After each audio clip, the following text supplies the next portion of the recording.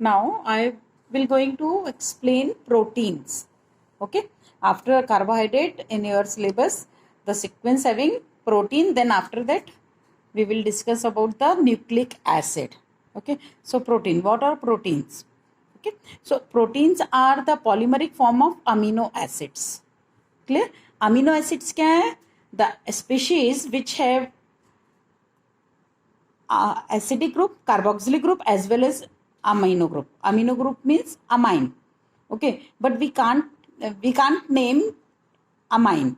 Why? Because priority should be given to carboxylic group. So this is acid. So this NH2 group becomes as considered as prefix. So it is amino acid.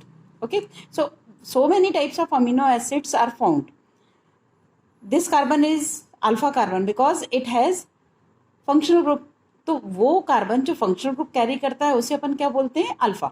So alpha पे यदि amino तो this is called alpha amino acid. If beta, suppose here one more carbon is attached with this carbon, so this is considered as beta. So if amino acid attached with this carbon, so it is called beta amino acid. Same alpha beta gamma इस तरह से delta ये amino acids होते हैं. But जो proteins हैं वो सिर्फ और सिर्फ अल्फा अमीनो एसिड से फॉर्म होते हैं. क्लियर? उनके पॉलीमरिक फॉर्म कहलाते हैं. See the type of amino acids. Okay, so natural amino acids are this carbon having COOH and NH2, or this is alpha carbon. So in place of R, if R having H, the value of R is H. So this protein is called glycine. Okay, generally इनके 3 letter name या 1 letter code चलता है इनका. ठीक है, इनके ये symbol है, ये उसका कोड है. तो ग्लाइसिन, आपके पास इतने सारे अमीनो एसिड्स अभी लिस्ट में हैं, तो जिनमें से हम सिर्फ इसकी वैल्यू, ये पोर्शन तो कांस्टेंट रहेगा उनका. क्यों? क्योंकि अल्फा अमीनो एसिड है, अल्फा पे अमीनो तो रखना ही है. एक हाइड्रोजन ये है, उसके अलावा ये आर की वैल्यू चेंज करने से डिफरेंट टाइप ऑफ आपको अमीनो एसिड्स मिलेंगे. ओके, सो इन अमीनो एसिड्स के, ये तो सिर्फ हम अमीनो एसिड की बात कर रहे हैं, इन अमीनो एसिड के पॉलीमराइज होने से या डाइमराइज होने से, मतलब कंबाइन होने से प्रोटीन बनेंगे, डिफरेंट टाइप के प्रोटीन. तो ये नहीं समझिए कि एक ही टाइप का, एक टाइप के अमीनो एसिड्स भी कंबाइन हो सकते हैं, एक से ज़्यादा टाइप के भी अमीनो एसिड्स कंबाइन हो सकते हैं. तो इनके डिफरेंट मैनर में, डिफरेंट सीक्वेंस में अरेंज होने से वैरायटी ऑफ प्रोटीन्स मिलेगी हमें. क्लियर है? तो ये आप देखिए अमीनो एसिड्स के ये कोड है. ग्लाइसिन में यहाँ H हो जाएगा. ठीक है, तो ये इसका सिंबल है 3 लेटर और ये कोड है उसका. ठीक है, फिर एलानाइन, फिर वेलाइन, ल्यूसिन. ल्यूसिन के साथ में आप एक और देखेंगे आइसोल्यूसिन. ठीक है, तो इसमें आइसो ग्रुप मिल रहा है, ये जाके उस कार्बन से जुड़ेगा जहां पर NH2 ग्रुप है एज वेल एज COOH, मतलब अल्फा से जुड़ेगा और इधर आ जाएगा H. ठीक है, तो इस तरह से प्रोटीन्स के लिस्ट, अमीनो एसिड्स की लिस्ट दी हुई है. ओके, आप एक मार्क देख रहे हैं, asterisk sign, some amino acids having asterisk sign. Okay, why they marked with this sign? Because they are different, they have different category. So वो प्रोटीन जिनमें जो अमीनो एसिड्स आपको इस तरह से दिख रहे हैं, वो अमीनो एसिड्स जो है वो एसेंशियल कहलाते हैं. देखिए एसेंशियल अमीनो एसिड्स. तो एसेंशियल अमीनो एसिड्स क्या है कि in our body some amino acids, अपनी जो बॉडी है वो कुछ अमीनो एसिड्स खुद सिंथेसाइज करती है. तो जो बॉडी में सिंथेसाइज हो रहे हैं उनकी तो हमें जरूरत ही नहीं है ना, वो तो हमारे पास ऑलरेडी बन रहे हैं. तो हमारे लिए एसेंशियल क्या हो जाता है? जो नॉन सिंथेसाइज हैं, जो हमारी बॉडी में नहीं बन रहे हैं, वो हमें अपने डाइट के थ्रू या एक्सटर्नली हमें उसे लेना पड़ता है. तो इसलिए वो हमारे लिए एसेंशियल है. तो ये अमीनो एसिड्स हमारी बॉडी में सिंथेसाइज नहीं होते हैं, वो जो लिस्ट में एस्ट्रिक साइन से मार्क किए गए. ठीक है, तो एक तो क्लासिफिकेशन हो गया essential and non essential amino acids. Clear? Second classification है इनके अपने नंबर ऑफ COOH और NH2 ग्रुप के बेस पर हम क्लासिफाई करेंगे. बिल्कुल भी जरूरी नहीं है कि एक अमीनो एसिड में सिर्फ एक ही COH हो और एक ही NH2 हो. नहीं, वो अमीनो एसिड्स जिनमें कार्बोक्सिलिक ग्रुप और NH2 ग्रुप इक्वल नंबर में हो तो वो न्यूट्रल अमीनो एसिड्स कहलाएंगे.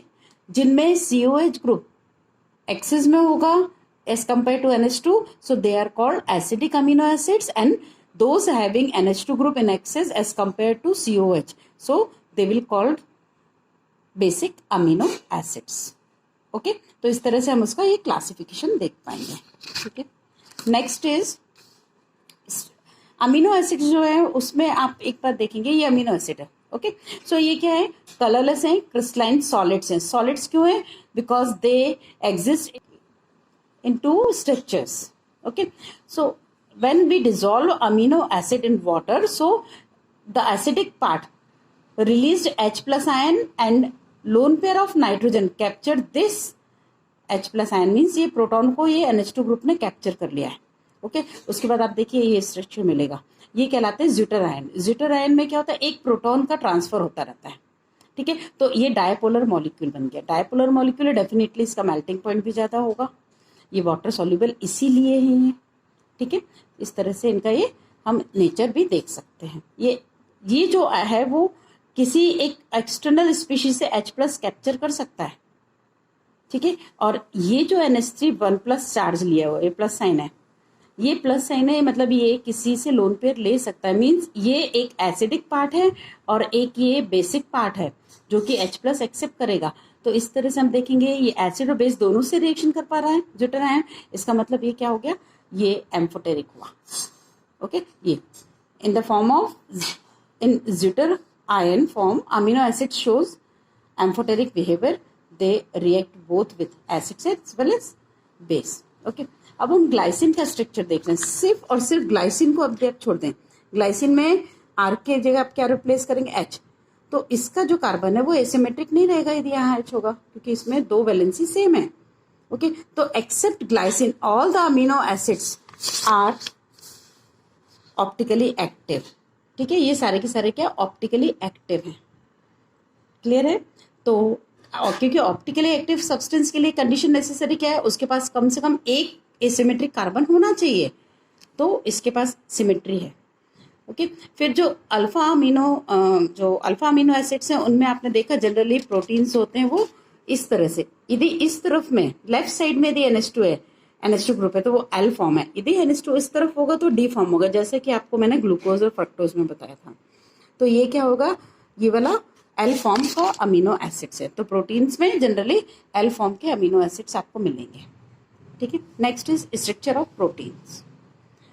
प्रोटीन का स्ट्रक्चर बनने के लिए सबसे पहले तो आपने देखा कि ये अमीनो एसिड्स के कंबाइन होने से, एक दूसरे से कनेक्टेड होने से, एक दूसरे से रिएक्ट करने से ये बनते हैं. जैसे एक अमीनो एसिड ये है हमारे पास, दूसरा molecule of amino acid this one. So H of NH2 group combine with the OH of other acidic group. Okay other molecule के एसिडिक ग्रुप के OH से और ये H रिएक्ट करेगा तो क्या होगा, वाटर मॉलिक्यूल निकल जाएगा और हमारे पास बॉन्ड क्या बचेगा, NHCO. This is CONH. This is called peptide linkage और पेप्टाइड बॉन्ड. ओके आइड, ये वैसे अमाइड है. CONH जो होता है वो अमाइड बॉन्ड होता है. तो पॉलीअमाइड इनको कहते हैं.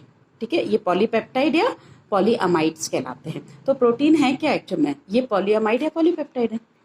अब बहुत सारे मॉलिक्यूल्स यदि जुड़ रहे हैं तो हम उसे प्रोटीन पॉलीपेप्टाइड कहेंगे. अदरवाइज दो जुड़ रहे होंगे तो डाइपेप्टाइड, ट्राई, टेट्रा, पेंटा, हेक्सा, पॉली, इस तरह से ये पेप्टाइड्स होते हैं. ठीक है, मतलब हम ये मान के चले यदि पॉलीपेप्टाइड की बात करें तो पॉलीपेप्टाइड में नंबर ऑफ प्रोटीन मॉलिक्यूल्स बहुत सारे होंगे. इवन उनका जो मास अपन देखेंगे, उनका जो मॉलिक्यूलर मास होगा वो अप्रोक्सीमेटली 10,000 यूनिट के आसपास होता है मिनिमम. मीन्स वो बहुत, एक तो पॉलीमरिक फॉर्म है और पॉलीमर्स का हम बहुत अच्छे से समझ सकते. पॉलीमर्स होते हैं उसमें कोई फिक्स नंबर ऑफ मॉलिक्यूल्स नहीं होते हैं, उनमें वेरिएशन होता है.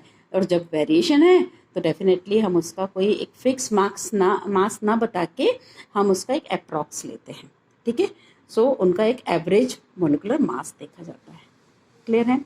Next, protein can be classify into two types on the basis of their molecular shape. उनके मॉलिकुलर शेप के बेस पे अब हमने प्रोटीन को क्लासिफाई करेंगे. अभी तो हमने अमीनो एसिड्स का क्लासिफिकेशन देखा था, अब हम प्रोटीन का क्लासिफिकेशन देखेंगे. Okay, can be classified into two types on the basis of molecular shape. Okay, molecular shape means their long chain, how it exists. First is fibrous protein and second one is globular protein. Okay, second is globular protein. In fibrous proteins, when a peptide change run parallel and are held together by hydrogen and disulfide bonds. Disulfide bonds क्या होते हैं? SS. ये bonding जो होती है वो disulphide bond होती है, और हाइड्रोजन बॉन्ड जो होती है उसको अपन डॉटेड लाइन से रिप्रेजेंट करते हैं, क्योंकि इसमें क्या है, पेप्टाइड बॉन्ड है, इसका मतलब कार्बन मोनोऑक्साइड कार्बोनिल ग्रुप है। तो कार्बोनिल ग्रुप इस तरह से, तो ये पार्शियल नेगेटिव होगा, और हाइड्रोजन यदि कहीं नाइट्रोजन से जुड़ा हुआ था तो ये पार्शियल पॉजिटिव होगा। तो इसके बीच में जो हाइड्रोजन बॉन्ड है, या तो वो डाइसल्फाइड से या हाइड्रोजन बॉन्ड से, मेनली दो ही फोर्स ऑफ अट्रैक्शन इसमें मिलेंगे आपको। ठीक है, और भी हैं, जैसे वंडरवॉल फोर्स तो है ही, ऑलरेडी एग्जिस्ट कर रहा है। ओके, बट पोलर पार्ट में ये हाइड्रोजन बॉन्ड होता है इसका। ठीक है, तो ये क्या है, ये पेप्टाइड चेन है, वो पैरेलल एक दूसरे के पैरेलल अटैच रहती है इन बॉन्डिंग से, हाइड्रोजन बॉन्ड और डाइसल्फाइड से। तो ये क्या हो जाएगा, फाइबर लाइक स्ट्रक्चर। कोई भी लीनियर चेन यदि पैरेलल चल रही हैं और आपस में कंबाइन हो रही हैं, फोर्स ऑफ अट्रैक्शन ये है, इसकी वजह से यदि वो कंबाइंड हो रही हैं तो वो एक फाइबर लाइक स्ट्रक्चर देखेगा। ओके, और ये क्या होते हैं, जनरली पानी में इनसॉल्युबल होते हैं। क्लियर है? For example keratin present in hair, wool, silk, आपने देखोगे ये सब फाइबर ही हैं, फाइबरस शेप है ना इनका, तो इनमें कैराटिन होता है जो कि एक अपना फाइबरस प्रोटीन कहलाएगा। ठीक है, and myosin present in muscles. ठीक है, next is globular proteins. Globular proteins क्या है, जस्ट अपोजिट। इसमें क्या था, फाइब्रस में पैरेलल लाइन थी, इसमें पैरेलल नहीं होंगी। ये जो पॉलीपेप्टाइड्स होती है वो स्फेरिकल शेप ले लेती है, मतलब वो एक आपस में रोल हो जाती हैं, या एक राउंड बना लेती हैं, या स्प्रिंग जैसा हो जाता है, हेलिकल स्ट्रक्चर बना लेती हैं, ये सब। तो इस तरह से ये ग्लोबुलर फॉर्म में, मतलब एक गुच्छे के फॉर्म में हो जाती है ये। ठीक है, और ये वाटर में सॉल्युबल होती है जनरली ये। फॉर एग्जाम्पल एल्ब्यूमिन, इंसुलिन, ये सब क्या है, ग्लोबुलर प्रोटीन्स हैं। ओके, तो स्ट्रक्चर एंड शेप के बेस पे प्रोटीन को हम 4 स्टेप में देख सकते हैं कि इनके जो क्लासिफाई कर रहे हैं, इनका जो लेबल होता है स्ट्रक्चर का, primary, secondary, tertiary and quaternary structure. Okay, primary, secondary, tertiary and quaternary structure. So what about primary structures? Primary structures क्या है, सिंपल, बस आप ये मान के चलिए कि जो अमीनो एसिड्स थे वो या तो सेम हो या डिफरेंट टाइप के भी अमीनो एसिड्स मिलके एक प्रोटीन का कंस्ट्रक्शन करते हैं। ठीक है, तो जो प्रोटीन में अमीनो एसिड्स का अपना एक सीक्वेंस होता है, यदि उन अमीनो एसिड का हम सीक्वेंस चेंज कर देते हैं सपोज, तो सीक्वेंस चेंज करने से क्या होगा, वो प्रोटीन ही दूसरा बन जाएगा। तो इसका मतलब ये एक उनका एक, जैसे अपन बोलते हैं ना, एक फिंगरप्रिंट होती हैं, वो उसकी आइडेंटिफिकेशन होता है। तो एक प्रोटीन का अपना एक अमीनो एसिड का एक सीक्वेंस होता है, तो वो कहलाता है उसका प्राइमरी स्ट्रक्चर। क्लियर है? तो ये प्राइमरी स्ट्रक्चर, यहाँ तो ये ड्रॉ नहीं किया है, सेकेंडरी स्ट्रक्चर ड्रॉ किया है। प्राइमरी स्ट्रक्चर्स को इस पेज में आप देखेंगे बीट्स के थ्रू, ये बीट्स जो हैं कलर्ड, डिफरेंट कलर के बीट्स है, ये अमीनो एसिड का सीक्वेंस है। यही सीक्वेंस यहाँ फॉलो हो रहा है सेकेंडरी स्ट्रक्चर में, वही टर्शियरी स्ट्रक्चर में फॉलो कर रहा है। तो इस तरह से क्या हो रहा है, जो पेप्टाइड चेन है वो अपना एक सीक्वेंस कैरी कर रही है, जिसे अपन प्राइमरी स्ट्रक्चर कहते हैं। ओके, सो अब हम बात करते हैं सेकेंडरी स्ट्रक्चर की। तो जो सेकेंडरी स्ट्रक्चर है उसमें 2 पॉसिबिलिटीज हैं। एक तो ये कि या तो वो जो पैरेलल जो चेन थी वो आपस में क्वाइल्ड हो जाए, वो खुद ही क्वाइल्ड हो जाए। तो क्वाइल्ड होने पर आप ये देखिए क्वाइलिंग चल रही है उसकी, जब ये क्वाइल्ड हो रही है तो क्वाइल में कहीं ना कहीं थोड़ी सी डिस्टेंस स्पेस है, कार्बोनिल ग्रुप है और साथ में अमीनो ग्रुप है, NH ग्रुप है। तो ये आपस में भी किसी एक अमाइड का H दूसरे अमाइड बॉन्ड के O से हाइड्रोजन बॉन्ड से अटैच हो रहा है। तो क्या होगा, ये जब अट्रैक्शन फोर्स बढ़ता जाएगा इनके बीच में हाइड्रोजन से, तो ये कॉइलिंग और रिड्यूस होती जाएगी। तो इस तरह से हेलिकल स्ट्रक्चर मिल रहा है, अल्फा हेलिकल। ठीक है, तो इस तरह से इनका ये प्राइमरी सेकेंडरी स्ट्रक्चर कहलाएगा, अल्फा हेलिकल स्ट्रक्चर। एक तो ये वे है। दूसरा तरीका ये है कि ये क्वाइल्ड ना हो लेकिन ये पूरा स्ट्रेट हो, पेप्टाइड चेन पूरी स्ट्रेट हो, लेकिन वो पेप्टाइड चेन एक ड्रेपरी आपने सुना होगा, जैसे इसके कपड़ों की दुकान पे एक थान थान होता है ना, उसमें क्या होता है, वो बहुत लंबा सा कपड़ा है, उस क्लॉथ को वो क्या करते हैं, रैप करते जाते हैं, तो उसकी प्लीट्स बना लेते हैं, तो प्लीटेड होती हैं वो। तो ये देखिए आप, जैसे ये पूरा एक स्ट्रैंड चला जा रहा है, एक चेन जा रही है, ये दूसरी चेन जा रही है, तीसरी चेन जा रही है। तो ये चेन आपस में कैसे जुड़ी है, देखो ये हाइड्रोजन बॉन्ड है, ये कोई केमिकल बॉन्ड नहीं है, ये इंटरमोलिकुलर फोर्स है, ये हाइड्रोजन बॉन्ड है, ये हाइड्रोजन बॉन्ड।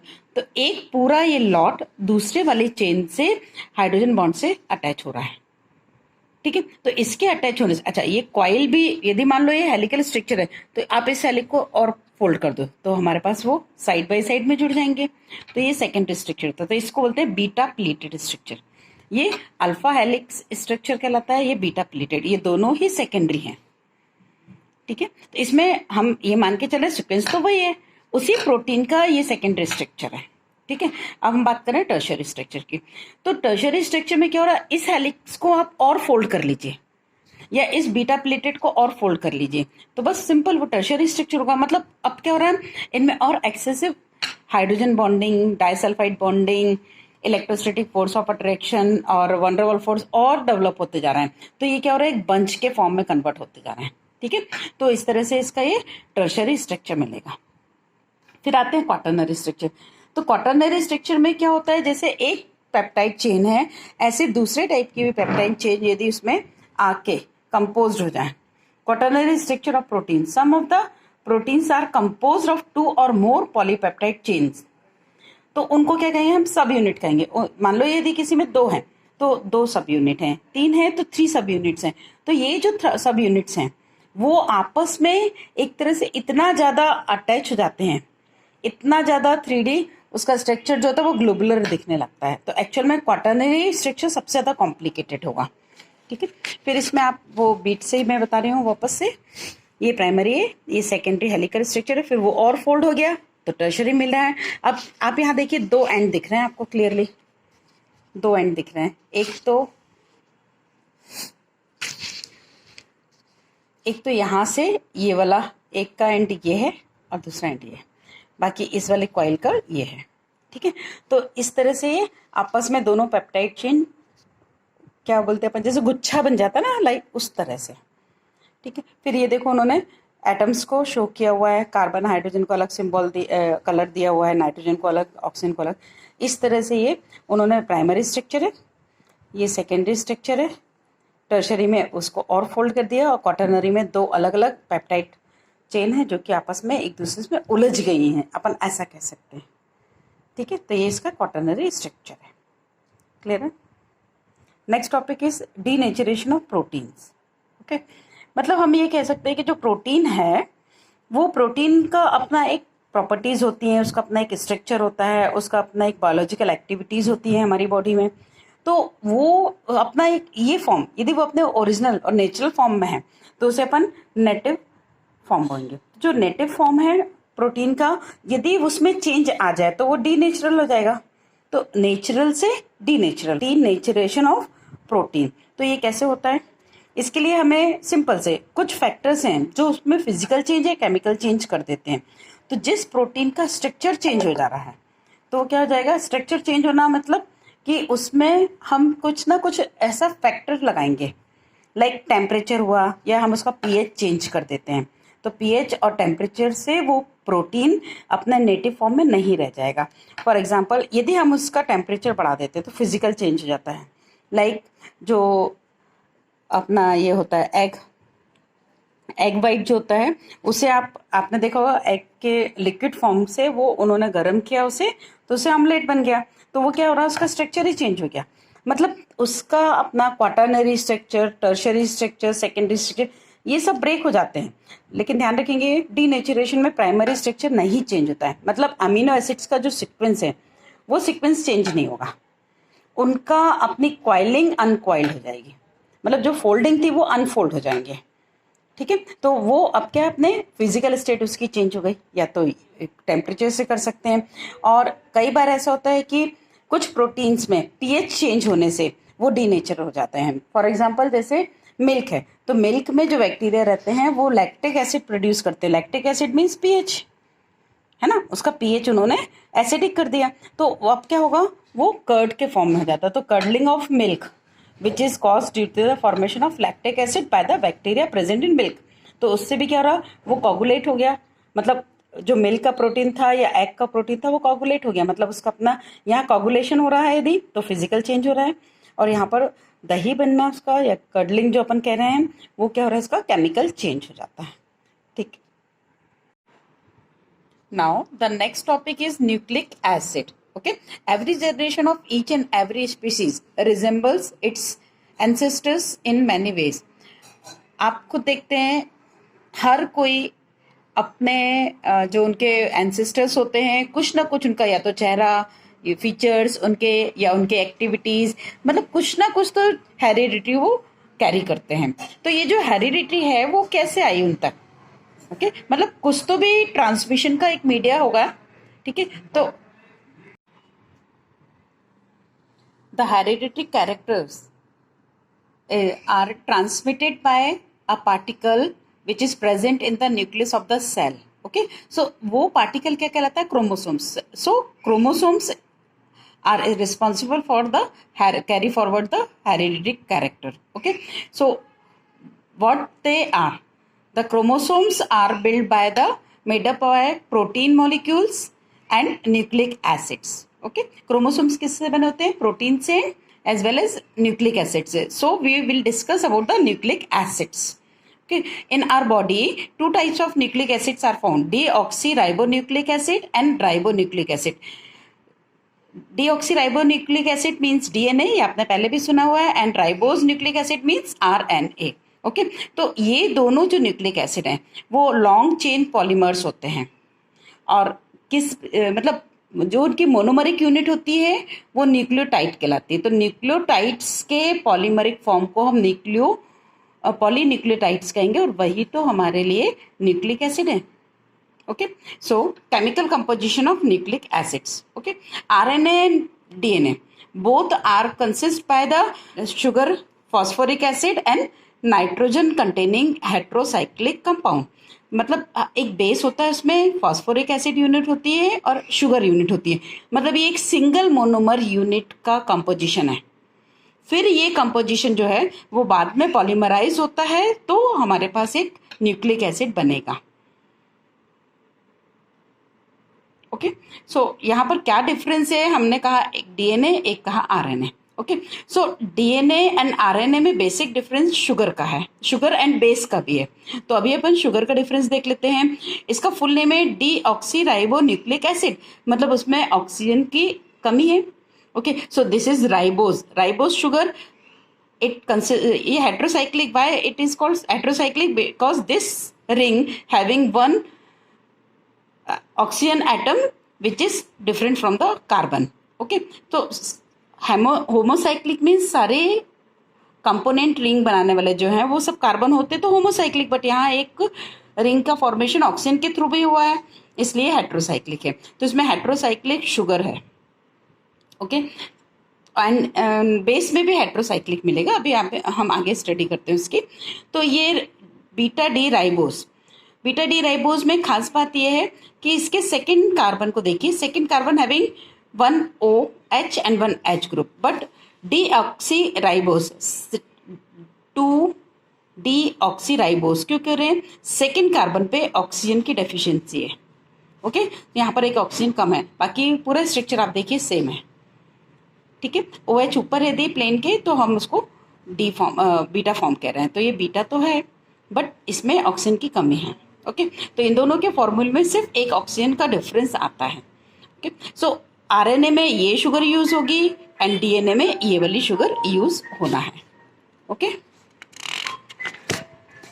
Next base. अब डीएनए और आरएनए में बेस भी हैं, तो डीएनए या आरएनए इनमें 4 बेस होते हैं। ओके, जो बेसिस यूज हो रहे हैं वो 4 हैं।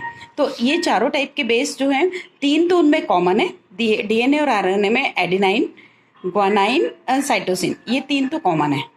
ओके, बट डीएनए में थाइमिन होता है और आरएनए में यूरेसिल होता है, ये डिफरेंस है। यहाँ पर यदि ये प्रेजेंट है, ये तो कॉमन था, तो आइडेंटिफिकेशन के लिए हम ये दे सकते हैं, यदि उसमें थाइमिन है मतलब वो डीएनए और यूरेसिल है यदि तो वो क्या होगा हमारा? आरएनए। क्लियर है? Okay, so next is structure of nucleic acid. Okay, previously I told that the single nucleic acid is the polymeric form. Okay, it consists by the nucleoside and nucleotides. So what nucleosides are? Okay, when a sugar molecule attach with the nitrogenous base, okay, so it will, ये base कुछ भी हो सकता है इन चारों में से, चारों एक जगह नहीं होंगे, कोई एक बेस यहाँ यदि है तो शुगर प्लस एक बेस, ये फर्स्ट कार्बन से बेस अटैच होता है तो इसे हम न्यूक्लियोसाइड कहेंगे. ओके, और फिर जब फास्फोरिक एसिड इस न्यूक्लियोसाइड से जुड़ जाता है, ये जुड़ा हुआ है, फास्फोरिक एसिड के H रिप्लेस हो चुके हैं, H3PO4 है ना, फास्फोरिक एसिड H3PO4, तो ये 3 हाइड्रोजन निकलने के बाद तीनों ऑक्सीजन पे माइनस चार्ज है और एक ऑक्सीजन डबल बॉन्ड से अटैच है. आप देख लीजिए फास्फोरिक एसिड का स्ट्रक्चर, ये रिलीज हुआ माइनस, ये रिलीज हुआ माइनस, ये रिलीज हुआ माइनस, है ना. तो हमारे पास एक तो ऑक्सीजन सेटिस्फाइड हो गया इस कार्बन के साथ में, बाकी 2 पे नेगेटिव चार्ज है, तो ये सिंगल यूनिट अब कहलाएगी न्यूक्लियोटाइड. ओके, सो न्यूक्लियोटाइड क्या है? Base, sugar and phosphate ion. Clear है? तो ये इनसे मिलके एक न्यूक्लियोटाइड बना हुआ. अब ये न्यूक्लियोटाइड आपस में पॉलीमराइज होते हैं. यहाँ एक बात नोटिस करेंगे, शुगर के फर्स्ट कार्बन से बेस अटैच है और 5th कार्बन से फॉस्फोरिक एसिड अटैच हुआ है. क्लियर है? ये आप नहीं भूलेंगे सीक्वेंसेस में. और अब ये आपस में, ये सिंगल एक न्यूक्लियोटाइड है हमारा, sugar base phosphate, sugar base phosphate, sugar base phosphate. Okay, अब ये आपस में कैसे पॉलीमराइज होंगे? तो इसमें भी एक बात ध्यान रखेंगे, ये फर्स्ट, सेकेंड, थर्ड, ये थर्ड वाला कार्बन, शुगर का थर्ड कार्बन, क्लियर है, जुड़ेगा. ओके, इसके थर्ड कार्बन से, तो ये 3-5 के बीच में आप वो यूनिट देखेंगे. आप देखिए 3 और 5, उसके बीच में फॉस्फेट यूनिट हो रही है, मतलब sugar phosphate, sugar phosphate, sugar phosphate, इस तरह से एक चेन बनेगी जिसमें हम बेस में साइड चेन को बेस देख सकते हैं. तो आप उसका ये सिंप्लीफाइड वर्जन देखिए, शुगर फॉस्फेट, शुगर फॉस्फेट, ये पॉलीमरिक है, that's why we put here n times. Okay, and base is attach with the sugar. Clear है? इतना क्लियर हो आपको? Okay, next. अब जो भी सीक्वेंस है न्यूक्लियोटाइड में, जो भी शुगर का या जो भी बेस का सीक्वेंस आ रहा है, ये तो सब में कॉमन मिलेगा, डिफरेंस यहाँ आ जाएगा. ओके, तो यदि मान लीजिए हम ये मान के चल रहे हैं कि इसमें ये जो एक स्ट्रैंड चला जा रहा है, ठीक है, वो हेलिकल फॉर्म में हो जाता है और साथ ही साथ में दूसरा स्ट्रैंड भी उसके साथ में, मतलब डबल हेलिकल फॉर्म में डीएनए फाउंड होते हैं. आरएनए सिंगल हेलिकल फॉर्म होता है, डीएनए डबल हेलिकल फॉर्म होता है. ओके, तो इस फॉर्म में एक स्पेसिफिक बेस का एक पेयर होता है, स्पेसिफिक होता है, मतलब ये वाला स्ट्रैंड जो है वो दूसरे वाले स्ट्रैंड के कॉम्प्लीमेंट्री कहलाएगा. ओके, मतलब इसमें यदि इस तरफ में एडिनाइन है और यहाँ थाइमिन है तो इसका जस्ट अपोजिट देखिए, इसका थाइमिन इसके एडिनाइन से जुड़ता है. इसका मतलब तो यही है कि ग्वानाइन और साइटोसिन हमेशा कंबाइन होंगे और एडिनाइन थायमिन से हमेशा कंबाइन होगा. तो ये एक फिक्स पैटर्न चला रहा है. बस इनके सीक्वेंस में चेंज होने से, मतलब इस पेयर के सीक्वेंस में चेंज होने से जेनेटिक कोड चेंज हो जाएगा, है ना. और ये जो डीएनए की खास बात होती है, यदि हम ये जब सेल डिवीजन होता है तभी डिवाइड होता है, तो डिवाइड होने में ये बिल्कुल अपने जैसा ही आइडेंटिकल डीएनए बना देता है. एक नया क्रोमोसोम बनेगा या एक नया डीएनए फॉर्म होगा और वो कहाँ जाएगा, वो मतलब डॉटर सेल में चला जाएगा और इस तरह से कई सालों तक वो हेरिडिटरी कैरेक्टर कैरी फॉरवर्ड होते जाते हैं.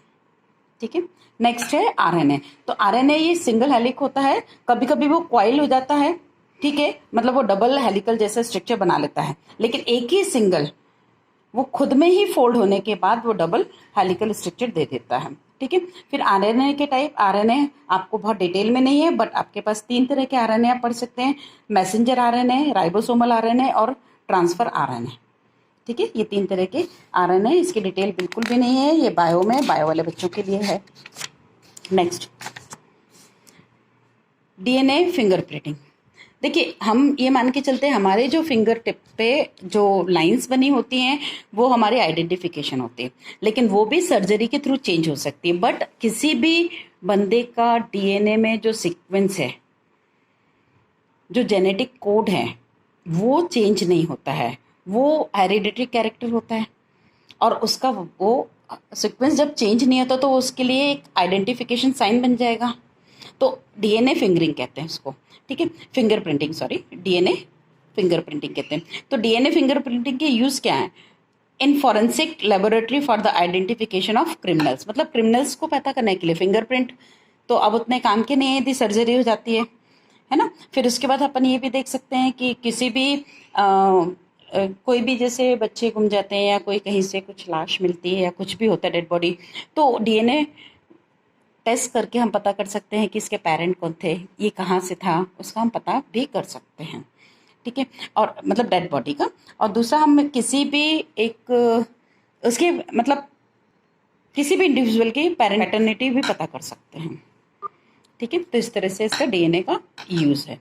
फिर biological function of nucleic acids, simple सी बात है, डीएनए क्या कर रहा है? हेरिडिटी को कैरी फॉरवर्ड कर रहा है, ठीक है। वो नए जनरेशन में अपने इन्फॉर्मेशन फॉरवर्ड करता जाता है, ठीक है। और ये कई सालों तक मेंटेन रहता है, ये लिखा ना, millions, over millions of years, ठीक है।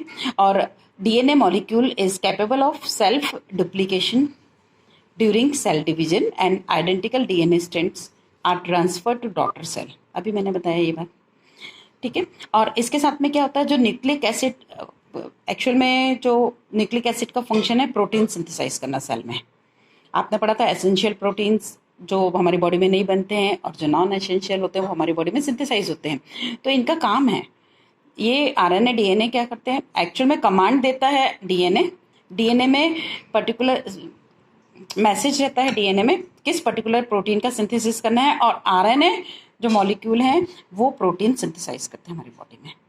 क्लियर है? तो आपके सिलेबस में बस नहीं है, छोटा सा चैप्टर है, आप उसे जल्दी से तैयार कर लीजिएगा।